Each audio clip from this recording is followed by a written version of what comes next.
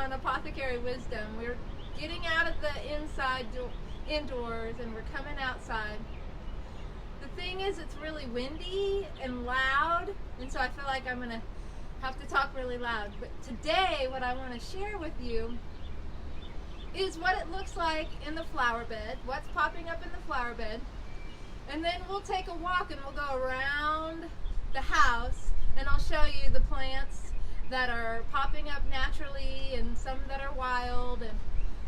And I have to admit, my yard is a little bit overgrown, but that's okay because that's how I can show you all the plants. They're not all cut down.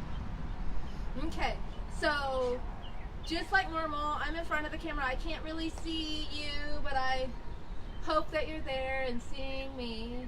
And Heaven's behind the camera. And if there's a question or something about a plant, that when we go over it, you can ask a question, and then in the right time, Heaven can let me know what your question is.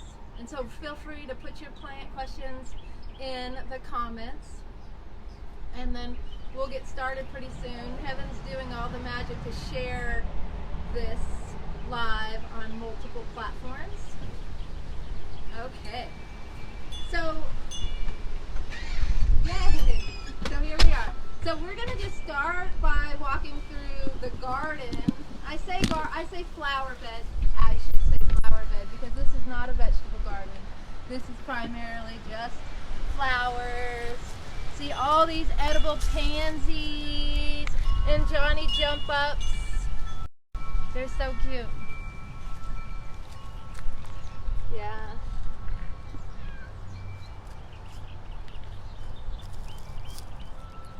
And we'll spend time going through a lot of these plants. But first off, right here, this right here is a peony. And she grows to be massive. And last year was the first time she bloomed, and it looks like there's already a bloom gonna be starting. I'm so excited. This plant, I kind of call her the high priestess of the garden just because of her presence and the beauty of her blossoms. And so as we move through the garden, I want to just show you one thing about these. These are called Johnny Jump Ups. They're in the viola family. All the pansies are in viola family, and they're edible. And I want to show you right here, you can see, because in a minute we're going to go out in the yard and I'll show you some wild pansies, and I want you to see how similar the leaf structure and the plant structure is. And so these are cute and edible, and they bloomed all winter long, and they've like doubled or tripled in size now that it's springtime. Okay, we'll keep going. This one right here, this one is spiderwort. See, this one has a pink bloom, and then this one right here has a purple bloom. These are native. These are actually pretty invasive in my garden. And in the spring, a lot of times I don't pull things up right away because it's like green. It's the first sign of life. And so I don't pull it up. But actually, I'm going to have to pull these because they'll take up way too much space and they'll crowd out. Because like right here, I have a little baby echinacea growing. And I really value that plant, right? And so these guys are beautiful. There are like all these cargo jets flying overhead, and honestly it really freaks me out. Like I feel like I want to duck and run for cover.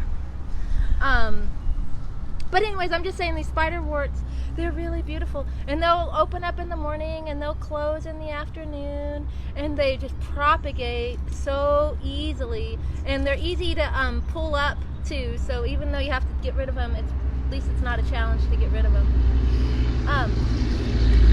So in this bed, also right here, since we're just looking right here, this is another